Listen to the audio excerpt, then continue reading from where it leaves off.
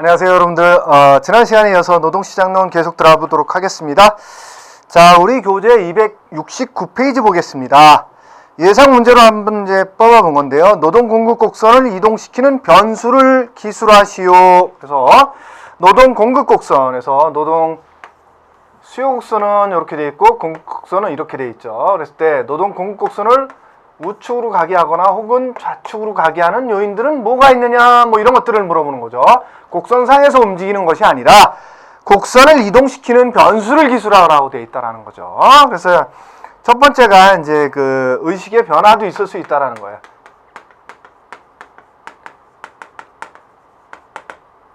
근데 여러분들 그 지금 우리 교재에 나오는 것만이 정답은 아닙니다.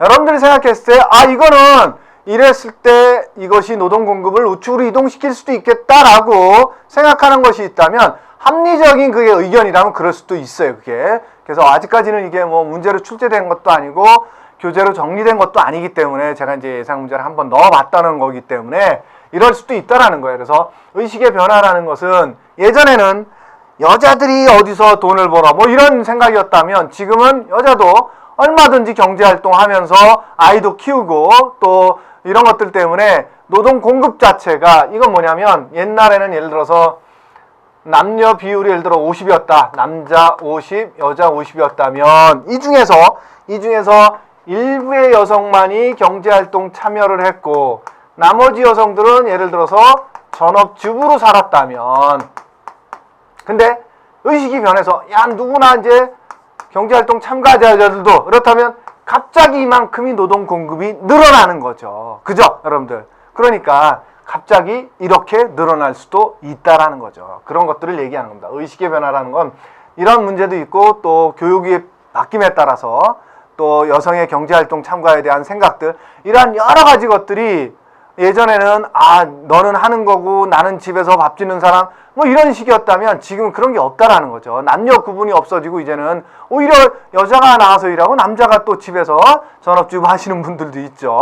그래서 의식의 변화에 따라서 충분히 어떤 특정 성만이 일하던 것이 아니라 모든 성들이 이제 나가서 일할 수 있다 이러면 갑자기 그만큼 노동 공급이 증가할 수도 있다라는 거죠. 그 다음에 두 번째는 다른 노동시장의 변화예요.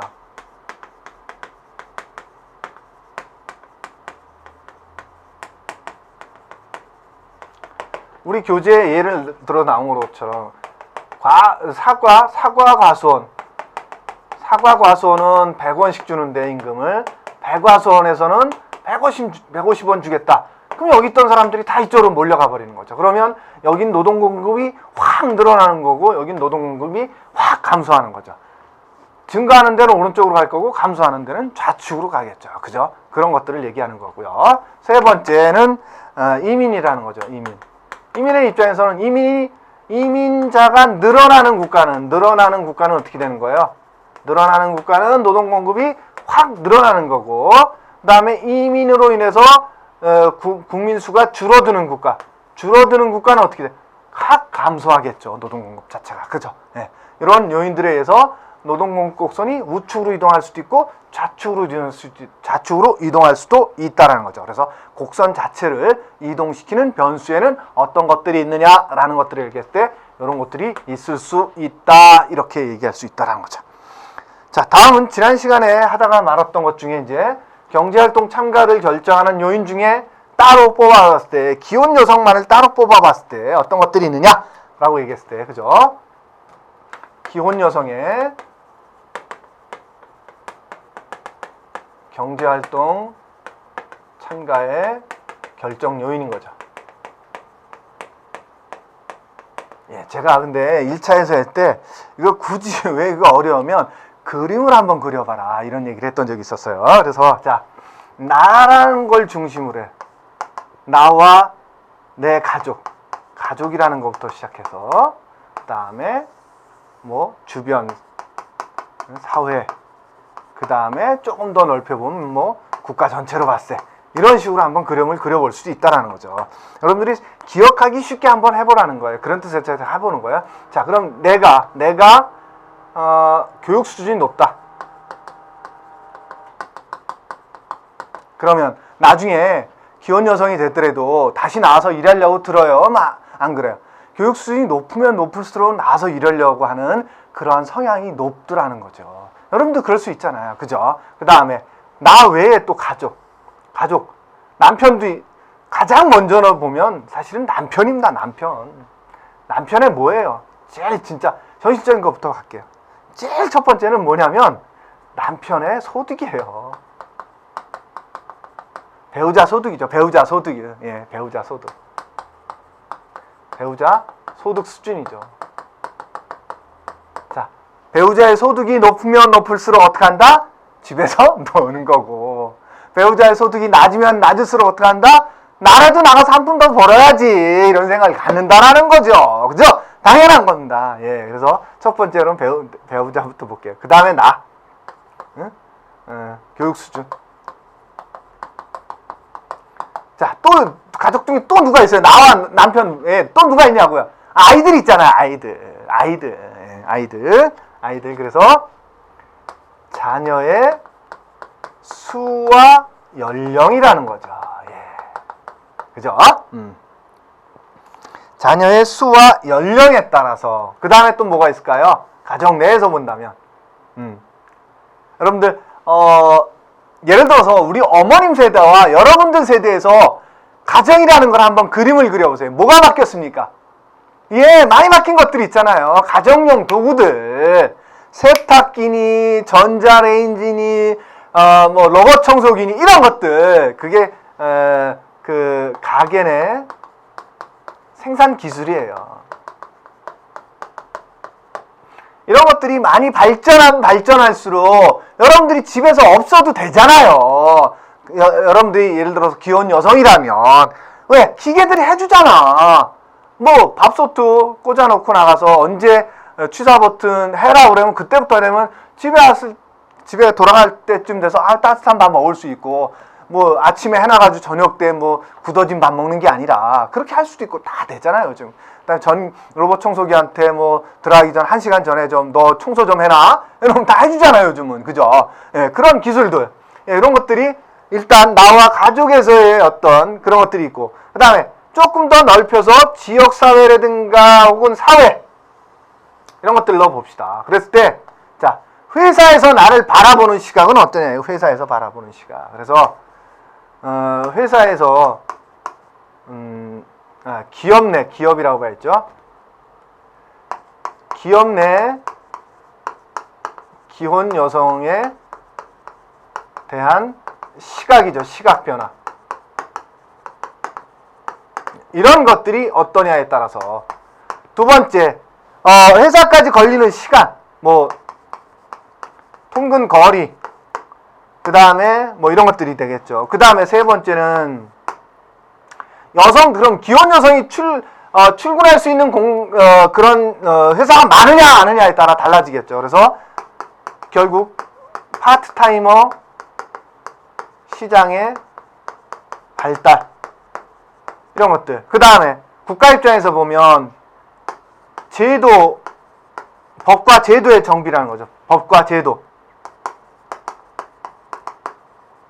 제도의 뭐라 할까요? 여건이라 그래야 되나?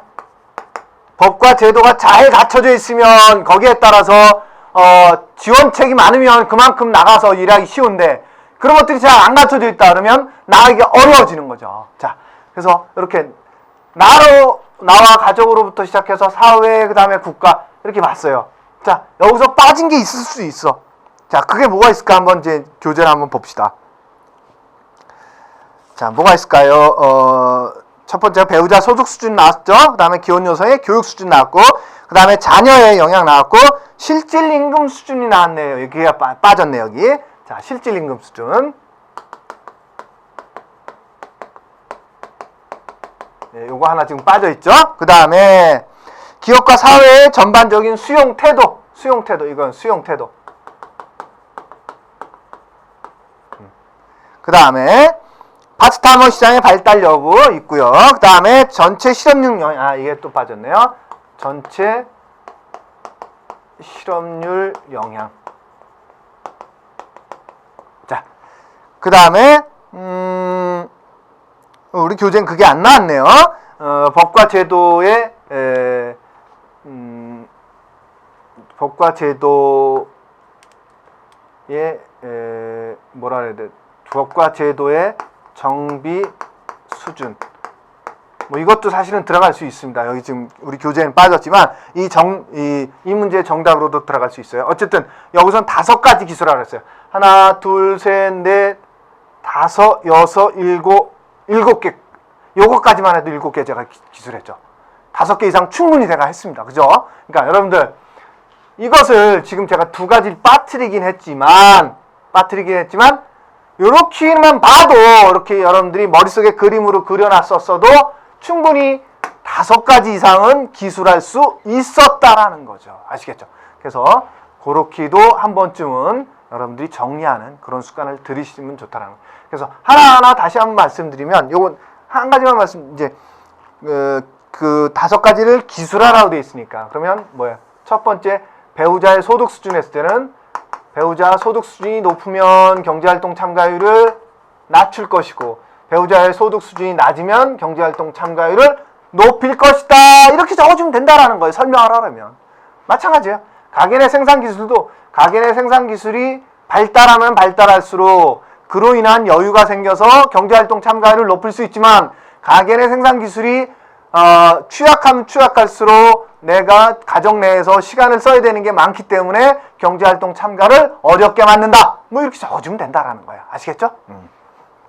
다음은 정부가 출산 장려를 위해 근로시간에 관계없이 일정 금액의 육아 비용 보조금을 지급하기로 하였다. 이 육아 비용 보조금이 부모의 근로시간에 미치는 효과를 다음 2가지로 구분하여 설명하시오.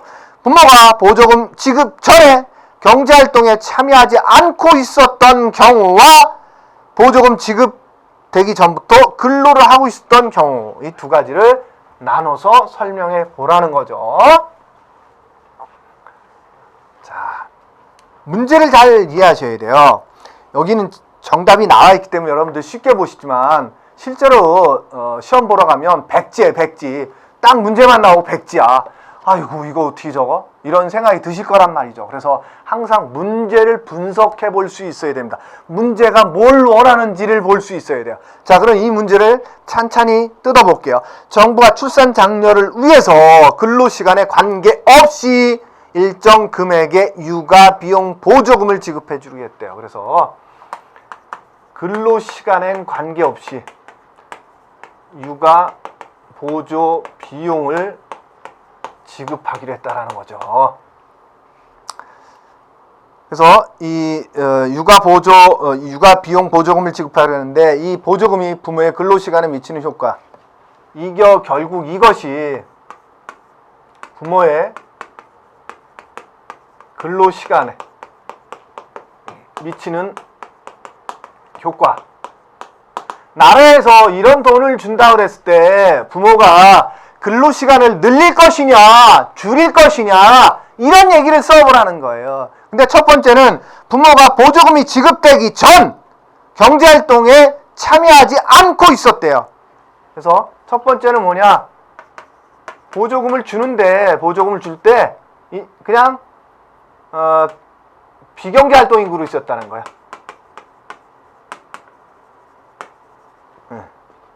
그러면 이렇게 봅시다. 차라리 그냥 비경제 활동 인구에게 보조금이 지급되는 경우다. 예. 사실은 이 문제를 여러분들 먼저 정답이라는 걸 적기 전에 생각을 해보시자고요. 내가 이 그래프를 갖고도 볼 수 있어요. 여러분들 후방 굴절하는 그래프 있었죠? 그래서 여기가 본인이 생각했을 때는 마지노선이야. 내가 봉급쟁이 생활을 하는데 내가 연봉 1억쯤 되면 이제는 나 여유 있게 말이야. 휴가도 다 쓰고 또 여가도 보내고 이렇게 살래. 이럴 수 있는 시간이 요때쯤이에요. 그때쯤부터는 오히려 노동시간을 줄인다라는 거죠. 이게 후방 굴절형 노동공급곡선이잖아요. 그래서 여기서는 소득 효과가 나타나는 거고 여기서는 대체 효과가 나타나는 거죠. 그래서 여기서는 여가 대신 뭘로 대체한다? 소득으로 대체한다. 그래 노동으로 하는 거죠. 노동. 여기는 늘어난 소득만큼 여가를 소비시키려고 하는 그런 구간이에요. 그러다 보니까 두 가지로 생각해 볼 수 있어요, 여러분들. 1번에 있었던 경우와 2번이라면, 내가 1번에 있었던 경우라면 충분히 내가 소득이 높아요. 근데 나라에서 더 준대. 그게 내가 노동시간을 늘리는 거하고 영향이 있어요, 없어요? 없죠. 이미 난 소득이 높다니까요. 그게 조금 더 준대. 그렇다고 내가 나가서 일합니까? 안 나가죠. 근데 내가 소득이 낮은데 나가고 싶었는데 못 나갔던 경우야. 애 때문에. 애를 내가 유치원에 맡기는 게 오히려 내가 나가서 돈 버는 것보다 더 들어가. 그럼 뭐가 벌어? 내가 집에서 애를 보는 게 낫지. 그렇잖아요. 그래서 못 나갔던 경우야. 근데 보조금 준대 국가에서. 그거 갖고 너 유치원 내고 너 나가서 돈 벌으면 어떻게 할 것 같아요, 여러분들? 그땐 나갈 거 아닙니까, 여러분들? 그죠? 그렇게 생각하시면 되는 거예요. 그래서 어쨌든 요 그래프가 여기서도 사실은 쓰일 수 있는 건데 요거 이제 넘어갈게요. 그래서 비경제활동 인구에게 보조금이 지급되는 경우다. 그럼 이것도 두 가지로 나눠볼 수 있어요. 첫 번째는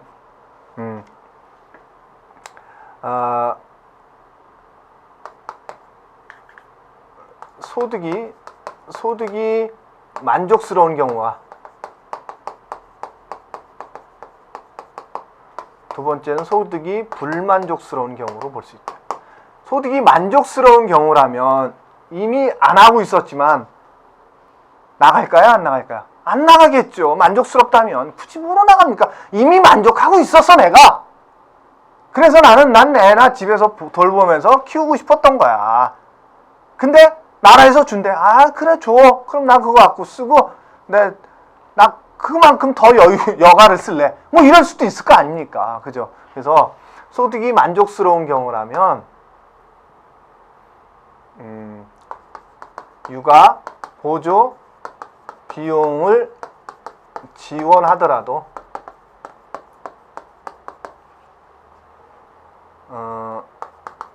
경제 활동 참가를 늘리지 않을 것이고, 예를 들어 소득이 불만족스러웠던 경우라면 육아 보조 비용을 지원하면 그 비용으로 육아 비용을 쓰고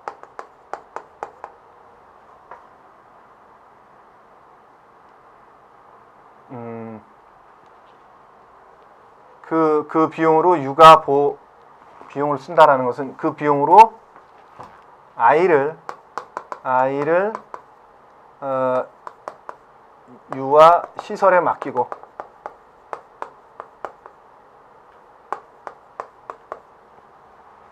경제활동 참가에 나선다는 거죠.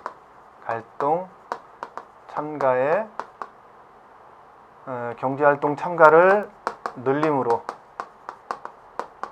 근로 시간을 증대시킬 것이다. 이건 여기서 끝내고, 그다음에 두 번째, 보조금 지급이 되기 전부터 근로를 하고 있었다. 보조금 지급 전부터 근로한 경우, 이것도 똑같습니다. 어쨌든 첫 번째는 소득이 만족스러운 경우예요. 두 번째는 소득이 불만족스러운 경우죠. 그래서 소득이 만족스러운 경우라면 이미 지급하기 전부터 일은 하고 있었어요. 그러면 여기서 돈 더 줬다 그래가지고 이 사람 입장에서는 소득이 만족스럽기 때문에 더 늘리지는 않는다라는 거죠. 그래서 이 경우에는 마찬가지로 육아 보조 비용을 지원하더라도 육아 비용을 지원하더라도 근로 시간을 늘리기보다는 여가를 중시할 것이므로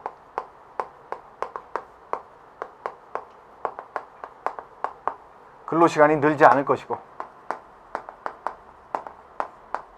늘지 않고, 이 두 번째의 경우에 육아 비용 보조금을 지급하면 그로 인해서 조금 더 아이에게 쓸 수 있는 시간이 내가 안 써도 되잖아요. 그 비용을 좀 더 줘도 되는 거잖아요. 그러므로 해서 내가 일할 수 있는 시간이 더 늘어나기 때문에 근로를 더 늘릴 것이라는 거죠. 예. 그래서 결국은 1번의 문제든 2번의 문제든 두 가지씩 나오는데, 소득이 만족스러우냐 불만족스러우냐에 따라서 만족스러우면 근로시간 늘리지 않습니다. 지금 여기서 제가 말씀드렸던 것처럼 만족스러우면 어떻게 한다? 오히려 줄이는 거죠. 그게 후반 굴절인 거잖아요. 만족스러우면 오히려 줄여요. 근데 여기서는 불만족스럽기 때문에 점점 근로시간을 늘리는 거죠. 예, 그래서 두 가지예요. 여기서든 노동에 대한 소득이 만족스러울 경우라면 늘리지 않을 거고요. 불만족스럽고 좀 모자란다고 생각하면 그로 인해서 벌어진 육아 보조금에 대해서 내가 아이한테 쓰고 내가 조금 더 돈을 버는데 시간을 더 많이 투자한다는 거예요. 그 얘기는 뭐야? 근로시간을 늘린다라는 거죠. 부모 입장에서는. 그게 문제예요. 부모의 근로시간에 미치는 효과, 이 얘기를 하라는 거예요. 그래서 결국은 그 효과는 여기서는 뭐예요? 여기서는 소득 효과가 나타나는 거고, 여기서는 대체 효과가 나타나는 거예요. 여기도 마찬가지입니다. 1번의 경우는 소득 효과고요. 2번의 경우는 대체 효과가 나타나는 겁니다. 자, 소득 효과, 대체 효과 지금 무슨 얘기인지 아시죠?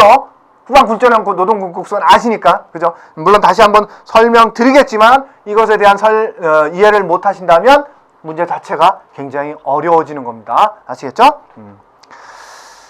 자, 다음은 임금률이 상승함에 따라 노동 공급은 우상향한다.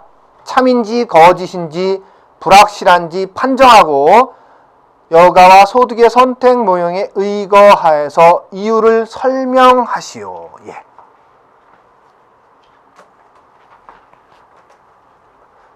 결국 이것도 그래요. 지금 말씀드렸던 것처럼 지금 이 그 육아 비용 보조에 따라서도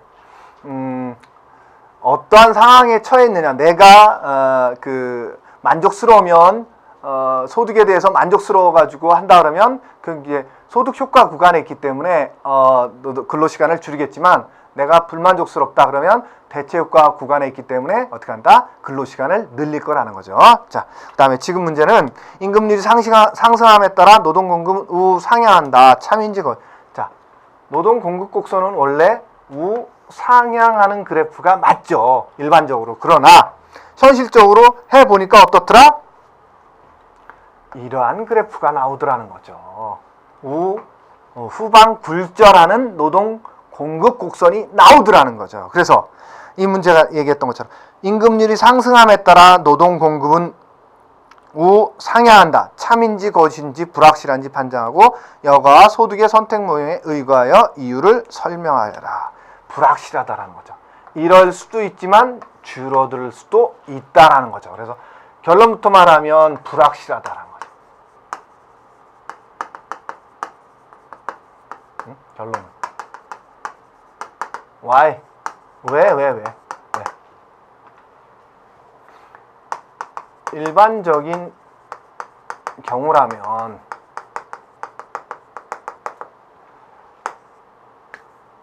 임금 상승에 따라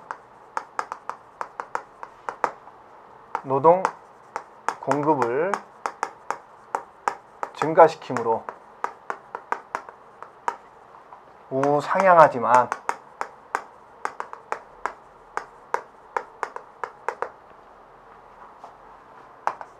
후방 굴절형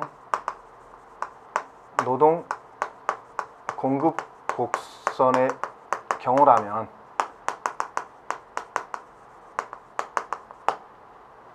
첫 번째, 임금 상승에 따라 노동 시간을 증가시키는 구간도 있지만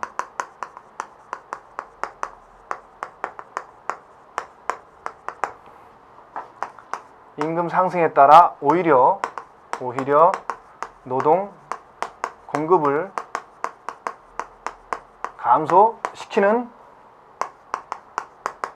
구간도 있기 때문이다.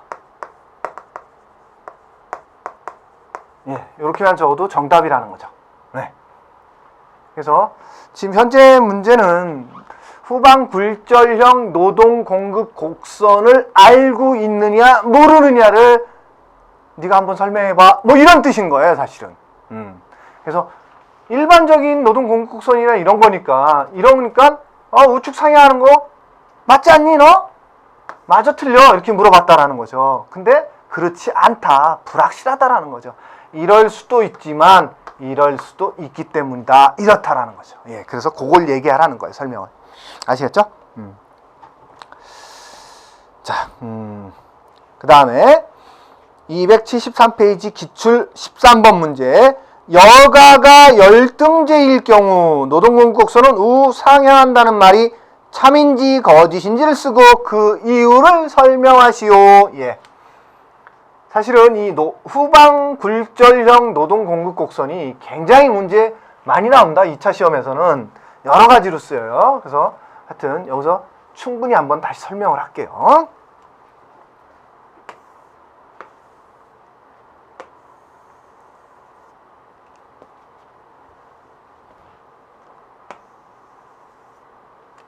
자, 누구나가 갖고 있는 이 금액은 이게 임금이죠. 임금이고 이게 노동이에요.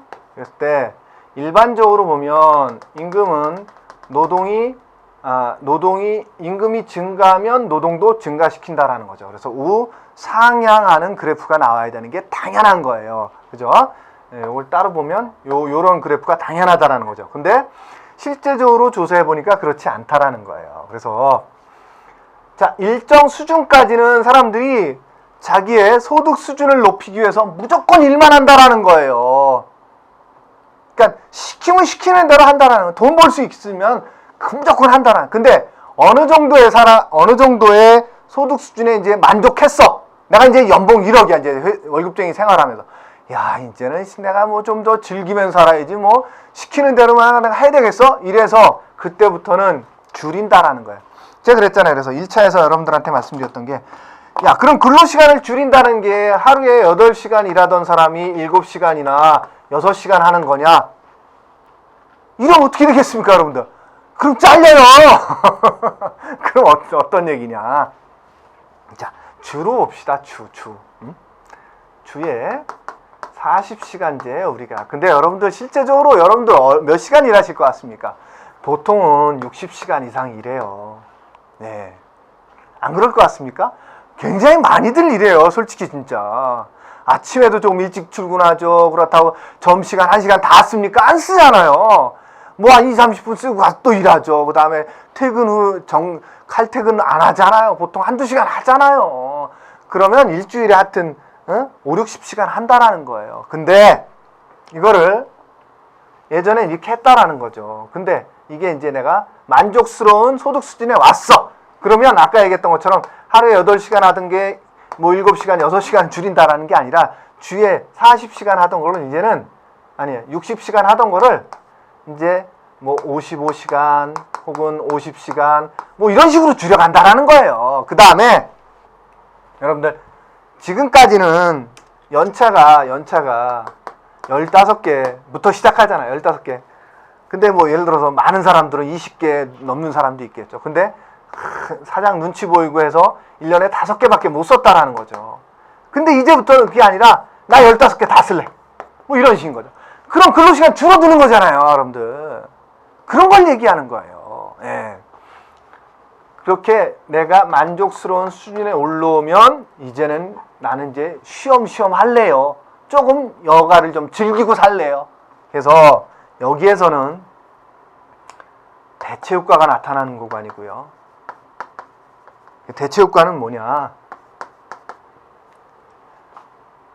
여가 대신에 노동을 함으로써 소득을 높이려고 하는 그런 구간인 거예요. 소득을 높이려고 하는.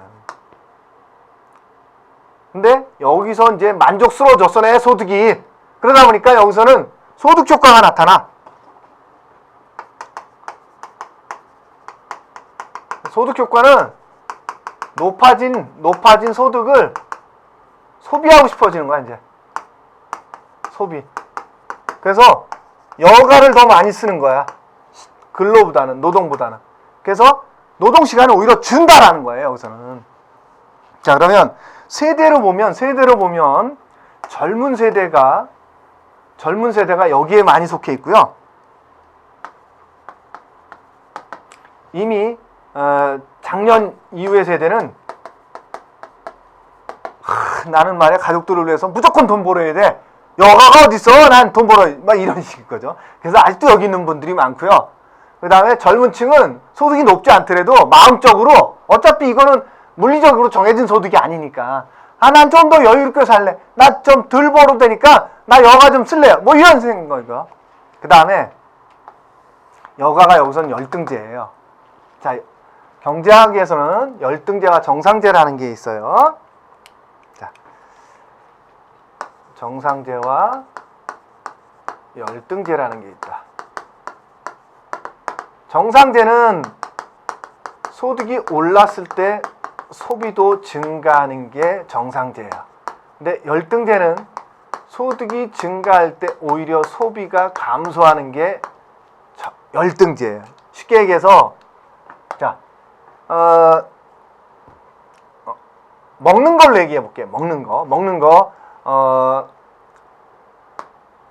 이거는 뭐 설렁탕과 비슷한 거고요.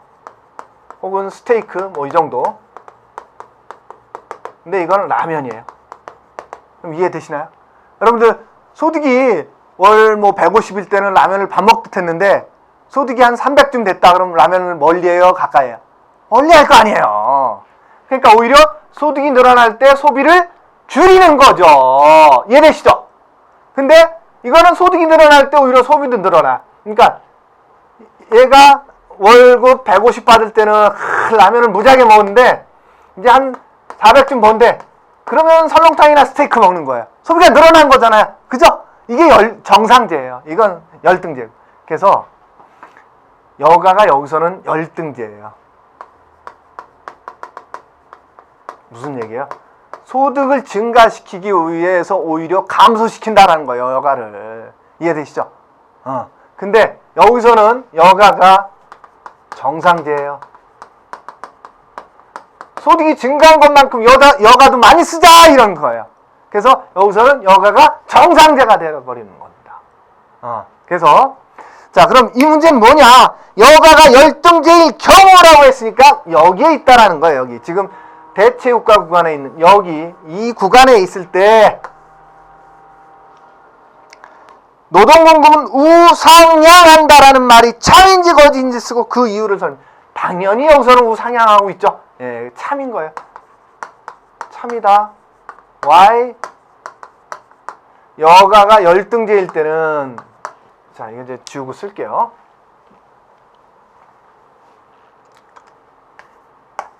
여가가 열등제일 경우라면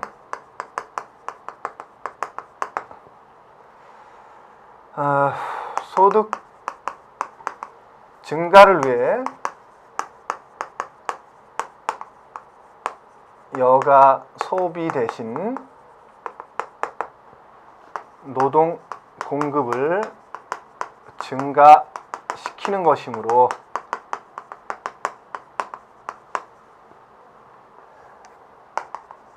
대체 효과가 크게 나타나는 구간이므로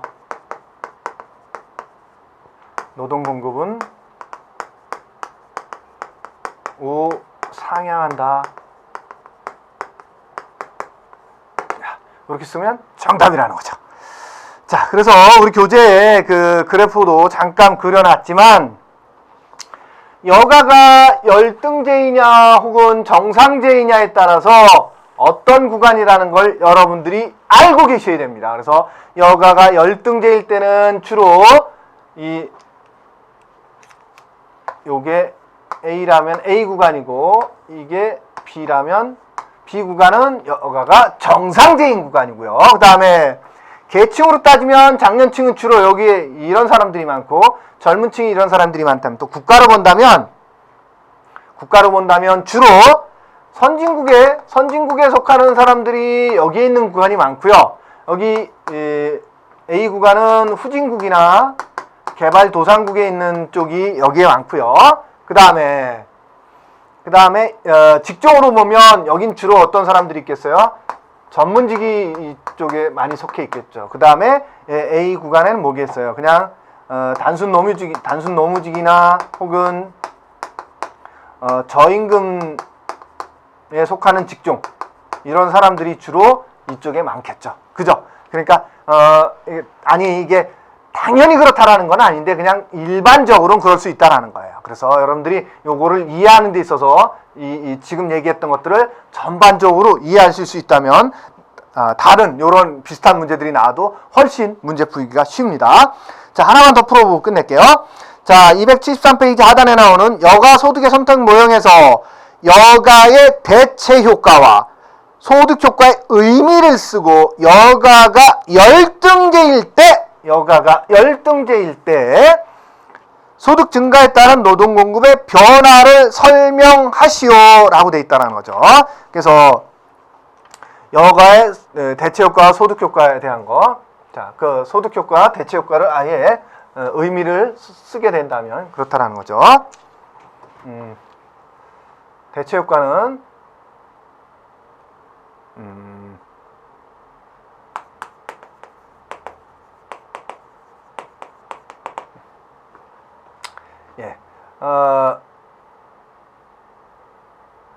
대체 효과라는 것은 여가 대신 소득 증대, 이게 먼저 나와야 되겠다.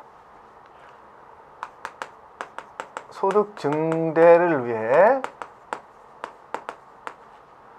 여가 대신 노동 시간을 증가시켜서 근로 소득을 높이고자 하는 것으로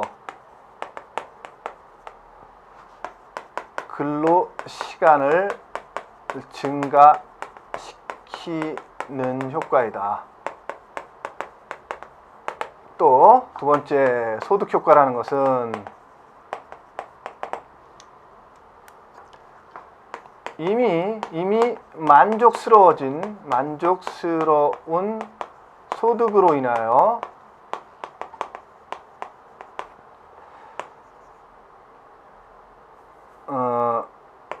근로 시간을 줄이고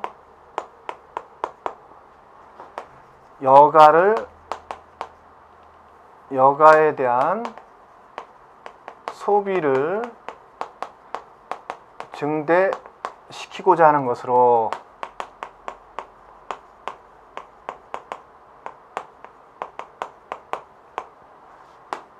근로 시간을 줄이는 효과이다. 그 다음에 하나 더 물어본 게 대체 효과와 소득 효과의 의미를 쓰고 여가가 열등제일 때 소득 증가에 따른 노동 공급의 변화를 쓰시오. 세 번째는 여가가 열등제일 따르죠. 여가가 열등제는 어디에 있는 구간이에요? 대체 효과가 있는 구간이죠. 대체 효과가 있는 구간에서는 뭐가 어떻게 된다? 노동 공급이 우상향하는 것으로 나타난다, 이런 얘기죠. 그래서 여기다 굳이 적는다면 여가가 열등제일 경우에는 대체 효과 구간에 있는 상태로 소득 증대를 위해서 노동 시간을 증가시키는 구간이므로 노동 공급은 우상향하는 그래프를 그린다, 이렇게 적으면 된다라는 거죠. 자, 됐나요? 여러분들 그 뒷장에 조금 더 설명을 해놨지만 중요한 건 제가 지금까지 계속 설명드렸다시피 후방 굴절형 노동 공급 곡선이 갖는 의미를 정확히 알고 계신다면 여러 가지 이러한 류의 문제들이 나왔을 때 그렇게 어렵지 않을 수 있다는 거죠. 그렇지 않고 이걸 모른다 그러면 계속 어려워집니다. 아시겠죠? 하여튼 이 문제 계속 풀어가면서 조금 더 설명을 드리겠지만 여러분들 요 후방 굴절형 노동 공급 곡선에 대해서는 반드시 좀 숙지하시고 가셨으면 좋겠습니다. 예, 이 시간에는 여기까지 하고 마치도록 하겠습니다. 여러분들 수고하셨습니다.